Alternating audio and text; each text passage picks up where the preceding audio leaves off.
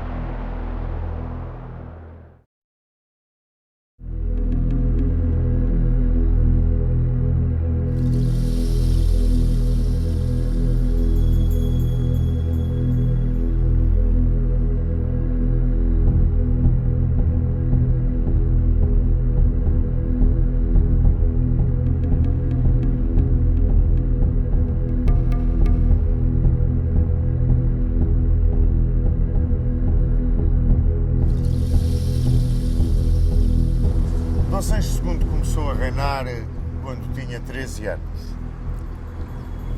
Era um homem que tinha tido uma infância frágil, doente, e tão fraquinho era que lhe vestiram o hábito de Santo Agostinho para ver se o curava. Daí de ter ficado o cognome do Capelo.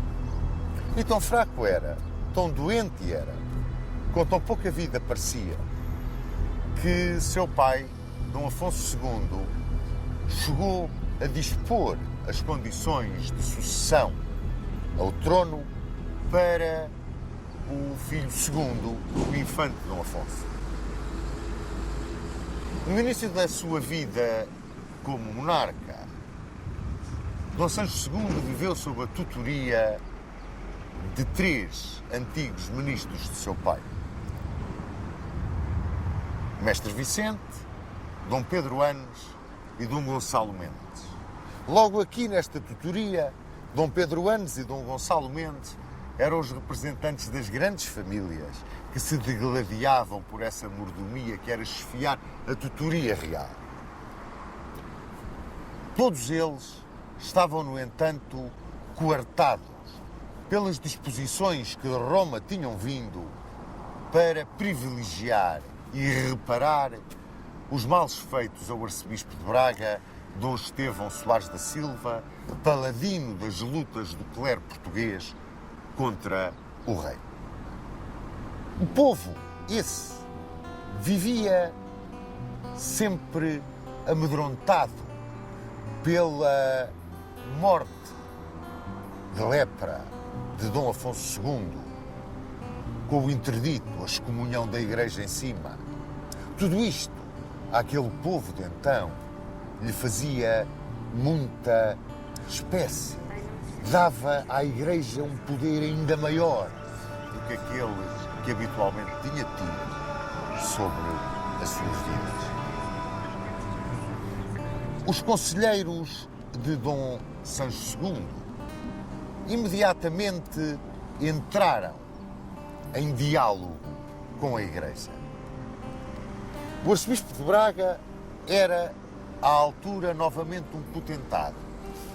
Tinha sido reparado de todos os gravames que lhe tinham feito, possuidor de imensas terras, senhor de grande prestígio, encabeçando o poder tradicional do clero, aceitou essa reunião que se fez com os representantes do monarca. Reuniram-se em Coimbra. Este acordo de Coimbra, que se materializava na chamada composição, tinha 10 pontos. Pontos que restringiam dramaticamente os poderes reais. O primeiro desses pontos obrigava o rei a impedir os gravames que se faziam ao clero na altura das colheitas. E as rendas só podiam ser cobradas nos lugares próprios. Mas, fundamentalmente, a aplicação da justiça era visada nesta composição. Os prelados teriam todo o direito de praticar a justiça nos territórios da Igreja e sobre os membros da Igreja. Fora deste âmbito, ficavam apenas aqueles crimes que se consideravam sobre a alçada do poder secular. Mas mesmo aí, os religiosos podiam pedir a intervenção dos prelados. Os bispos cobrariam as suas rendas e ao poder civil ficava interdito interferir com os bens da Igreja, mesmo no caso da morte dos seus pastores. Restringiam-se desta forma os poderes régios, mas essas restrições iam mais além. As inquirições mandadas fazer por Dom Afonso II, numa tentativa de centralização de bens para o poder real, uma tentativa de centralização e afirmação do poder do trono, eram postas em causa nesta reunião de Coimbra. Os conselheiros do rei deitaram as mãos à cabeça, mas a Igreja, forte, com todos os apoios, podendo usar quase o fantasma da interdição, o fantasma da peste, o fantasma da lepra, atemorizando tudo e todos, exigia agora que aqueles homens fidalgos e peões que ao lado de Dom Afonso II tinham interferido dentro das terras e dos poderes do arcediago bracarense fossem punidos. Em primeiro lugar, nessa punição, apareciam dois dos grandes amigos de Dom Afonso II, Pedro Garcia e Rodrigo Nunes. Dobrava-se o poder do trono diante do poder da Igreja. Não podemos dizer que começasse muito bem o seu reinado o jovem Dom Sancho II.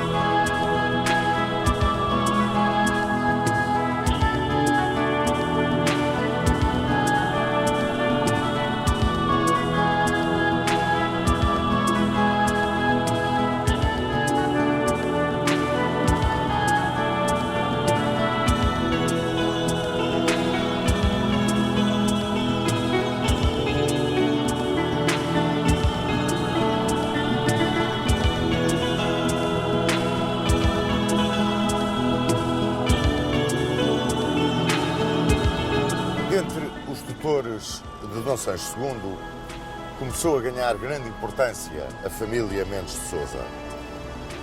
No fundo, foram eles quem conseguiu a composição de Coimbra, os 10 pontos que marcaram, por assim dizer, o início da quebra do poder real face às exigências da Igreja a grande luta que tinha sido travada por Dom Afonso II, fundamentalmente contra o arcebispo de Braga, que era agora o grande beneficiário nessa composição de Coimbra, foi a eles que as infantas se dirigiram, as irmãs de Dom Afonso II, para que de uma vez por todas se resolvesse a famosa questão que as opunha à coroa. Durante 12 anos, Dom Afonso II travou com as irmãs uma luta tremenda, que chegou a ter quase uma intervenção militar estrangeira, teve mesmo a entrada de tropas estrangeiras em Portugal. E o Papa tinha conseguido resolver o problema, mas a resolução não vinha a contento de ambas as partes. Essa é a verdade. E então as infantas protestavam agora junto dos Mendes de Sousa, dizendo mais uma vez que tinham sido esbulhadas dos seus bens que lhes cabiam herança, a herança de Dom Sancho I, por Dom Afonso II. E os Mendes de Sousa deram razão às infantas, porque esta é a verdade. E assim, as infantas recebiam todos os bens a que tinham direito. As vilas, as aldeias, tudo o que tinham direito. E os rendimentos dessas terras a que elas tinham direito por herança. E apenas tinham que devolver à coroa o castelo de Montemor e ao mosteiro do Urvão dar a esgueira. Ora, além disto, podiam fazer doações em vida, o que lhes estava vedado pelo acordo que tinham com Dom Afonso II. Mas, muito embora os castelos pertencessem ao rei e os rendimentos às infantas, as infantas podiam nomear os alcaides dos castelos que ficassem nas suas terras ou que elas mandassem nas suas terras construir durante as suas vidas. Quer dizer, o poder real de Dom Sancho II, que ainda era uma criança na altura, ficava reduzido a praticamente nada, com o poder da Igreja, com o poder da grande nobreza, que se materializava na solução favorável às infantas, na famosa questão das infantas. E quem ganhava todo o poder, todo o prestígio junto do clero e junto da alta nobreza era a família Mendes de Sousa. Ficava assim Dom Sancho II, no início do seu reinado, como que metido dentro de uma redoma. Ele nada decidia. Primeiro, porque era muito jovem.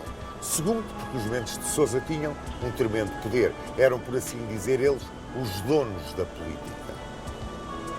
Isto levou a que Dom Sancho II, praticamente desde o início do seu reinado, se visse arredado do papel de árbitro.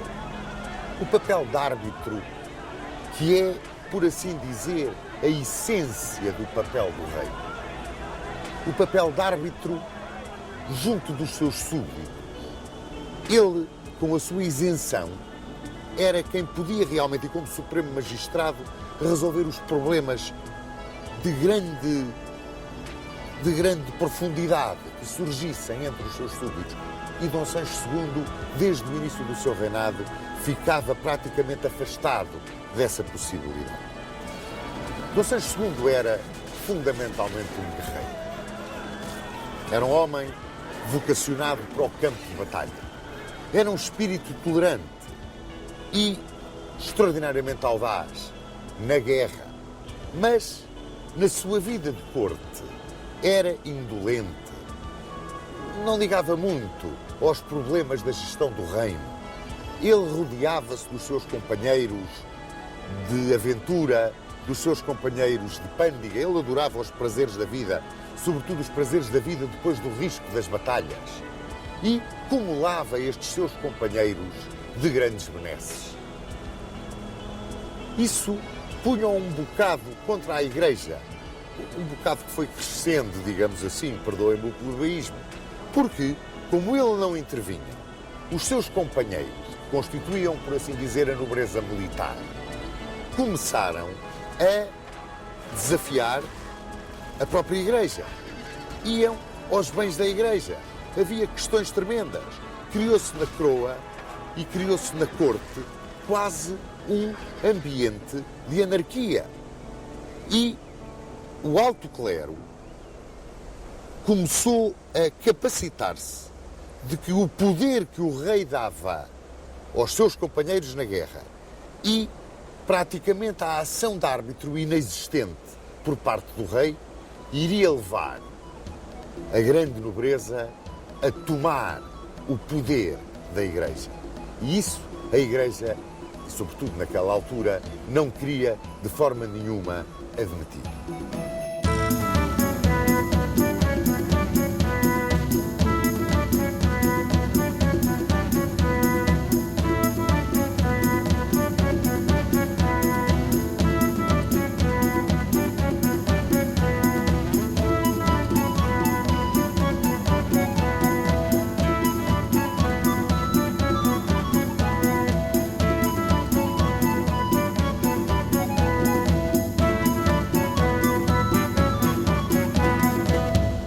Houve um momento em que se começaram a fazer grandes pressões junto do Papa Gregório IX para que ele pusesse cobro, interviesse na situação que se vivia em Portugal. Mas Gregório IX só tinha olhos para cruzar. Todos os seus sentidos estavam apontados para a luta contra a Moirama. E aí Dom Sancho II e os seus cavaleiros eram os verdadeiros ases. Ora, sucede que houve um insulto muito grande feito à Igreja. Dom Sancho II tinha um irmão, Dom Fernando, o Infante de Serpa. E havia um litígio entre Sancho Gomes e João, o Deão da Sé de Lisboa, por causa de qual dos dois devia ocupar a prelazia da cidade de Lisboa, ser o bispo de Lisboa. E o Infante de Serpa tomou partido por Sancho Gomes e foi com os seus cavaleiros a Lisboa e violou a Sé de Lisboa. Destruiu os bens do Deão João, que era muito querido em Roma, e porque os seus cavaleiros não quiseram entrar com ele na Sé, ele regimentou os mouros da moraria ali cerca da Sé e com eles entrou na Sé. E dizem que chegaram inclusivamente a macular as hóstias que estavam no sacrário. Isto originou um escândalo tremendo. E este escândalo chegou a Roma. Chegou a Roma e o Papa, porque Dom Sancho II nada tinha feito, mandou-lhe uma tremenda reprimenda e exigiu uma reparação ao insultar. E exigiu que o Infante de Serpa fosse a Roma para se humilhar e pedir perdão. E Dom Sancho II tudo aceitou. O irmão foi a Roma, foi severamente punido, a punição foi tremenda, e Dom Sancho II perdeu, com esta sua atitude de se humilhar, um bocado do apoio de certa nobreza militar que sempre o tinha acompanhado. Dom Sancho II tinha um irmão segundogénito, o Infante Dom Afonso, que tinha ido para a França ao cuidado da rainha Dona Branca. E ali casou com a viúva de Filipe o Crespo, conde de Borgonha. Chamava-se esta viúva Dona Matilde. E ele, o Infante Dom Afonso, recebeu o título de Conde de Bolonha e ficou feudatário de Luís IX. E junto de Luís IX entrou na guerra com a Inglaterra de Henrique VI e portou-se brilhantemente na Batalha de Saintes. Era um homem de uma cultura muito mais avançada do que aquela que tinha os seus pares em Portugal, porque vivia numa corte muito mais evoluída. E também, militarmente, não era manco nenhum. Era um ótimo guerreiro e tinha dado provas disso. Por essa razão, aqueles que se estavam a desgostar do comportamento, da apatia no exercício do ofício de reinar, que caracterizava Dom Sancho II, aqueles que se começaram a desgostar com essa atitude do rei, começaram a virar os olhos para o Conde de Bolonha, para o infante Dom Afonso, como uma possível solução para os problemas que atormentavam Portugal. Porque realmente, na corte vivia-se quase uma anarquia. Sucediam-se os duelos, alternavam-se os validos. Havia um que tinha um grande poder junto do rei. Era Martim Gil de Soverosa. Era um extraordinário cavaleiro, muito provavelmente a primeira espada de Portugal na altura. E esse homem acompanhava o rei para toda a parte. E chegou ao ponto de desafiar os cavaleiros de Rodrigo Sanches, o tio do rei, e venceu.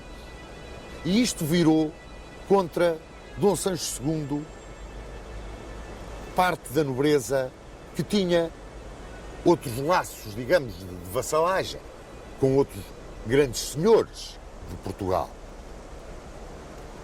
É claro que tudo se apagava, pelo menos dentro do reino e a nível da nobreza, pela ação militar de Dom Sancho II. Dom Sancho II entrou numa coligação com o rei de Castela e o rei de Leão e atacou Elvas. O ataque de Dom Sancho II a Elvas, a conquista de Elvas por Dom Sancho II, ficou lendária, porque ele avançou com tal galhardia, com tal bravura, sem olhar ao perigo, sem olhar ao inimigo, que se não fosse Afonso Mendes Sarracines, Dom Sancho II teria morrido no ataque a Elvas. De Elvas foi a Jurumanha e tomou Jurumanha. Fernando III de Leão tanto o admirava, fez um pacto com ele e cedeu-lhe Chaves. Daí caiu Dom Sancho II sobre Moura e sobre Aljustrel, acompanhavam-no as ordens militares, sobretudo os hospitalários de Afonso Pérez Farinha e os cavaleiros de Santiago de Espada de Paio Pérez Correia. E os dois mestres, muito embora tivessem que defender, acima de tudo, os interesses das suas instituições e a sua principal obediência fosse ao Papa, tinham pelo rei uma grande admiração. Mas cuidado, era uma admiração pessoal pelo guerreiro. Eles não queriam envolver nisto as instituições de que eram mestres. E vamos ver o que sucedeu. Dom Sancho II virou-se então contra o Algarve. Como os seus maiores, entrou no Alfagar e avançou sobre Mértola, conquistou Ayamonte, isolou os mouros algarvios dos mouros sevilhanos, avançou sobre Cacela e Tavira, que tomou. Nisto foi acompanhado por Dom Paio Pérez Correia. E as concessões que ele fez às ordens militares, ao hospital, aos espatários, a Calatrava, deixavam-no pobre. Porque ele, afinal, aos seus homens, àqueles que o acompanhavam no campo de batalha, por quem ele vivia, numa completa adoração, que aliás era mútua, ele dava tudo. E a coroa não tinha nada. Portanto, o reino era pobre. Quem era rico eram as ordens militares, eram os homens de guerra e, é claro, a Igreja. Mas, cada vez mais, o dissídio com a Igreja se acentuava. Parecia até que Dom Sancho II gozava intimamente quando dava razão aos seus cavaleiros nas questões com o clero, que muitas vezes envolviam bens terrenos, muito mais do que bens espirituais. Parecia que ele se queria vingar do início do reinado, do ter humilhado a coroa diante do arcebispo de Braga. Inclusivamente, ele voltou a validar a disposição de Dom Afonso II, que proibia os eclesiásticos de aceitarem a herança de bens de raiz. Isto, é claro, levantou um tremendo burburinho na Igreja. Esse burburinho refletiu-se em Roma, mas a resposta lá vinha, a moderação. O rei é um grande guerreiro, a cruzada na península. Mas isso não impedia que se montasse uma conspiração. Essa conspiração tinha nomes, claro que tinha. Pedro Salvador, o sucessor de Martinho Rodrigues, e o arcebispo de Braga, João Egas. João Egas era irmão dos Porto-Carreiros. E os Porto-Carreiros, Raimundo Viegas Porto-Carreiro, Gomes Viegas Porto-Carreiro, senhores de muita força, de muito poder, que disputavam o valimento junto do rei, eram cavaleiros que tinham uma grande projeção, não só na corte em Portugal, mas junto do infante Dom Afonso em Paris, onde um cunhado deles, Pedro Origues, era um dos validos, junto com Estevão Anos, um dos validos do Conde de Bolonha. Odiavam profundamente Dom Sancho II. Aliás, muitos daqueles que acompanharam Dom Afonso para a França fizeram-no quase que expulso pelos tutores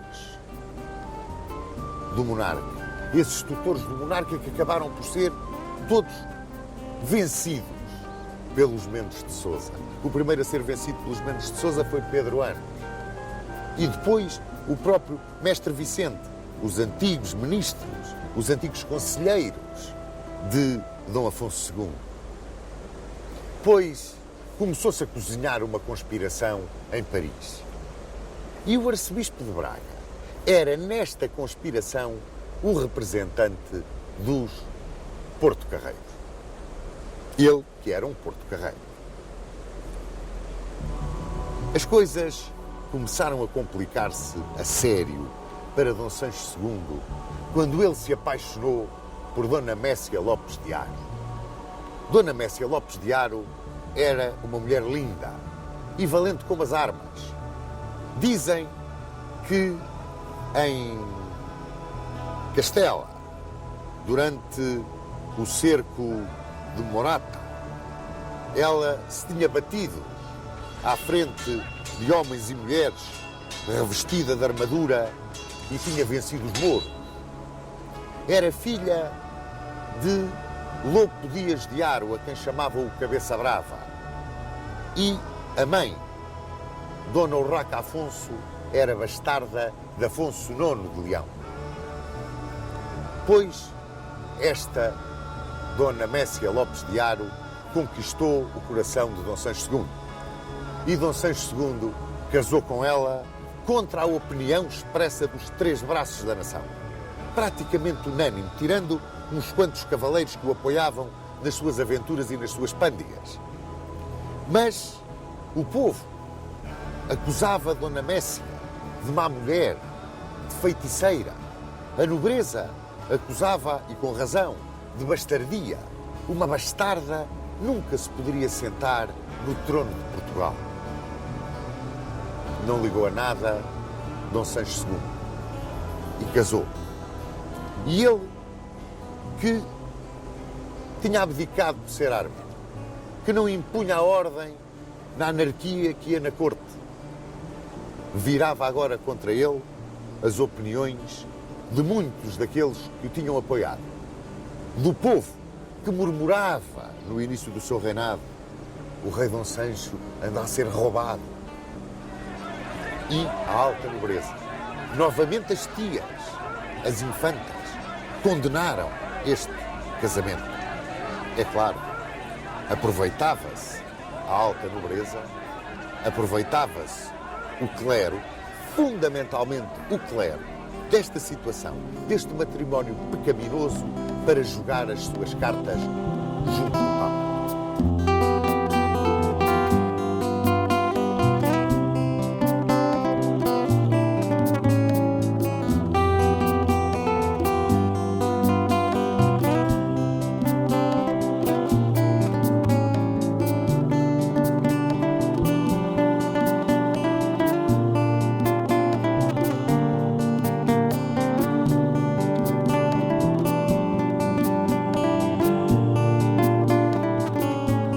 Estava-se agora no sólido pontifício Inocêncio IV.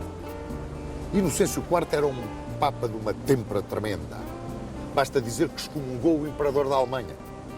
E para confirmar essa excomunhão, convocou um concílio em Leão, onde vivia. A esse concílio de Leão foram o arcebispo de Braga, João Egas e Gomes Viegas Porto Carrero. E levaram todas as queixas do clero português contra Dom Sancho II. Intrigaram, mexeram-se junto do Papa, junto da Cúria, que o rei não tinha força nenhuma, era um mole, era um homem que se deixava controlar pelos cavaleiros, pelos homens de guerra que traziam o país num estado de anarquia, não arbitrava conflitos, abdicava da função real, muito embora fosse um grande guerreiro. Mas como rei, e o que Portugal precisava era um rei que metesse na ordem todas aquelas situações de anarquia que ele, Dom Sancho, afinal de contas, acabava por ser o originador. E foram dizendo que o rei não tinha filhos, Dona Mécia Lopes de Haro era bastarda, era feiticeira, a voz do povo era feiticeira, e que, portanto, talvez fosse melhor o Conde de Bolonha, um homem tão ponderado, de tão grande cultura, tão bem casado, um homem que, afinal de contas, o Papa podia pôr em Portugal para curar o reino e para, afinal de contas, compensar o clero português de todos os insultos de que era vítima no cotidiano. Mas, para que a ida do bolonhês para Portugal não fosse assim um choque muito grande para aquela nobreza militar que ainda se mantinha à volta de Dom Sancho II, talvez que dar-lhe uma missão, quase uma representação papal por causa da cruzada, e junto do bolonês, no famoso Pacto de Paris, o clero foi taxativo. Amparar a Igreja, favorecer os prelados, devolver os bens que tinham sido tirados, expoliados desde o tempo de Dom Afonso II, punir os insultadores, o termo era os insultadores do clero, tirar os bens aos excomungados e em todos os negócios públicos ouvir os bispos. Ou seja, o trono aos pés do báculo e o rei sentado no trono, se isso aceitasse. E Dom Afonso aceitou. E veio para Portugal como visitador e curador. Recebeu a alta nobreza e fundamentalmente o clero como um salvador, o homem que vinha por ordem na casa. E mais, numa altura em que o bispo de Coimbra, Tibúrcio, tinha publicado as queixas contra o rei e em que os cavaleiros partidários do rei tinham ido a Coimbra, tinham entrado na Sé, se tinham revestido dos paramentos do bispo e tinham dito uma missa. Isto era um sacrilégio. Além do mais, os partidários do rei eram sacrílegos. Já não chegava a estar casado com uma feiticeira e bastarda. E começaram as deserções. Deserções algumas vergonhosas. E quase todas tinham a mesma justificação.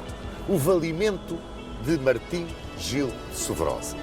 Porque Martim Gil de Sovrosa era uma espécie do capitão daquelas, não só dos homens de guerra que se atiravam para a frente em todas as circunstâncias, mas depois daqueles que iam para a pândiga com o rei. Esta é a verdade. E começaram essas deserções. E começou-se a engrossar o partido do bolonhês. E chegou a altura das ordens militares tomarem partido. E eu disse-vos, os mestres tinham grande admiração pessoal pelo rei, mas o interesse da instituição estava acima de tudo. E o interesse da instituição estava com a Igreja e com a luta da Igreja, porque elas eram ordens militares, mas eram ordens religiosas. E disso talvez o rei se tenha esquecido, quando confiou na sua espada e talvez na grande força militar que tinha, que eram precisamente as ordens. E as ordens deram voz por Dom Afonso. Há até o caso curioso de Paio Pérez Correia, que estava em Espanha e que não interferiu quando Gonçalo Pérez, se não me engano, que era o comendador de Mértola, deu voz por Dom Afonso. Sucederam-se as traições, mas a pior de todas foi aquela que foi feita por Dona Mécia Lopes de Aro. Dona Mécia Lopes de Aro deixou-se raptar de Coimbra para Orém por Raimundo Porto Carreiro. E ali ficou em Orém, onde pactuou com os vencedores, retirando-se depois outra vez para o seu país, onde nunca abdicou do título de Rainha de Portugal. E esta traição de Dona Mécia Lopes de Aro desmoralizou, deitou completamente abaixo Dom Sancho II. Completamente abaixo, pô de rastos. Chegou para piorar ainda mais tudo.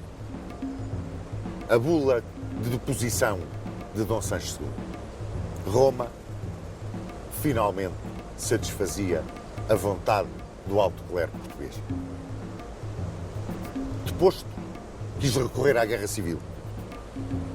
Mas tinha muito pouca gente com ele. Embora gente de grande valor. Pediu o auxílio de Castela. E daqui, o infante Dom Afonso, com algumas lanças, entrou em Portugal para ajudar Dom Sancho II. Mas eram muito poucos. Foram vencidos, recolheram a Castela. E com eles veio o rei deposto. E com o rei deposto, 12 cavaleiros. Os últimos fiéis de Dom Sancho II. E entre eles, honra-lhe seja, Martim Gil de Sobrosa. A grande espada de Portugal daquela época. E vieram aqui para Toledo, onde nos encontramos. Aqui soube o rei do comportamento dos alcaides. A maioria dos alcaides deu voz por Dom Afonso. Mas o alcaide de Guimarães, o alcaide de Celurico, o alcaide de Faria, o alcaide de Óbidos e, fundamentalmente, o alcaide de Coimbra mantiveram-se fiéis. E esse alcaide de Coimbra, Martim de Freitas, fiel contra tudo e contra todos. Um exemplo de lealdade, um exemplo de devoção, raro. Ora, aqui viveu, em Toledo, Dom Sancho II. Eu estou convencido que morreu de desgosto. À hora da morte fez um segundo testamento em que legava o reino de Portugal à sua irmã Dona Leonor e pedia para ser sepultado em Alcobaça junto dos pais. Foi em 4 de janeiro de 1248. Até essa última vontade lhe negaram. Está aqui sepultado na Catedral de Toledo. Mas houve alguém que não lhe negou a devoção e a lealdade. Foi Martim de Freitas. Quando soube da morte do monarca, decidiu-se a entregar o castelo de Coimbra. Mas antes disso exigiu vir aqui a Toledo. Mandou abrir o caixão do rei Capelo e nas mãos rígidas do cadáver depositou as chaves da cidade de Coimbra, que era a capital do reino. Voltou para Portugal e não aceitou servir sob as ordens de mais ninguém. Dom Sancho II morreu aqui em Toledo. Foi um grande guerreiro, mas um fraco rei. Foi, talvez, o último grande cavaleiro português da Reconquista. Foi, na Reconquista cristã, o último que, na realidade, se bateu à frente dos seus homens. Se ele tivesse tido, na governação, a rara energia, a serena coragem que tinha em combate, teria sido um rei extraordinário. Mas não tinha. E abdicou sobretudo, meus amigos, dessa premissa do exercício da realeza. O ser o árbitro, como nunca o quis ser. Na verdade e na realidade, podemos dizer que nunca exerceu o seu mandato de rei de Portugal.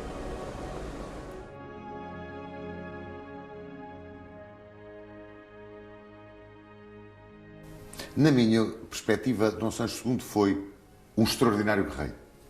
Talvez o último grande guerreiro da Reconquista Cristã. Mas não exerceu o ofício de reinar. Não foi o árbitro. E ao não ser o árbitro, abdicou do seu ofício de reinar. Eu gostava de saber a opinião do Sr. Dom Duarte acerca do guerreiro e do árbitro que o rei tem de ser. Bom, de facto, a nação espera do rei a chefia militar e, ao contrário do que aconteceu depois na Renascença e noutras épocas em que o rei era suposto simbolizar, em cada época o rei simboliza os valores principais da sua época. Por isso é que na Idade Média o símbolo do homem perfeito era o cavaleiro. Os cavaleiros do rei Artur, toda essa saga extraordinária, e o rei tinha que ser um guerreiro. Os que eram bons guerreiros tinham prestígio, os outros, como Dom Fernando, que foram mais fracos como guerreiros, depois perderam completamente o seu prestígio. De modo que, realmente, Dom Sancho II, no imaginário da sua época, realmente tinha um valor extraordinário. Agora, não cumpriu a missão mais importante do rei, que é realmente a missão do árbitro. Vários historiadores militares consideram que o momento mais alto do reinado de Dom Sancho II é a opção estratégica do Val do Guadiana e, portanto, o isolamento dos mouros andaluzes, dos mouros algarvios. Não acha que, de certa maneira, Sr. Dom Duarte, isto vem mostrar que Dom Sancho II não era o fraco, o homem sem qualidade de decisão que tanto nos têm querido pintar? Claro, era preciso muita coragem para fazer uma expedição dessas, porque, na verdade, estava em pleno território muçulmano, não é? E o risco era muito grande. De facto, indubitavelmente, foi um ato muito corajoso. E, ao mesmo tempo, para se poder garantir a segurança do território português, é indispensável controlar aquela costa tão acessível, cheia de bons portos, que fazia face ao mundo islâmico, ao Maghreb. A deposição de Dom Sancho II é sempre um ponto na história de Portugal que tem dividido os autores. Será que é quase um ajuste de contas da Igreja com a monarquia portuguesa a demissão de Dom Sancho II, a deposição de Dom Sancho II? Tem essa ideia? Bem, havia certamente essa influência grande, porque é preciso ver que a Igreja era a grande garante da estabilidade e da ordem na Europa na época. E quando um rei desafiava a Igreja, punha em causa muito mais do que um país. Quer dizer, se os outros reinos europeus começassem também a combater a influência da Igreja, podia ser o fim da Europa. Seria o regresso a um período de desordens e de guerras entre os europeus. Não é? O Papa era o grande árbitro da Europa na época.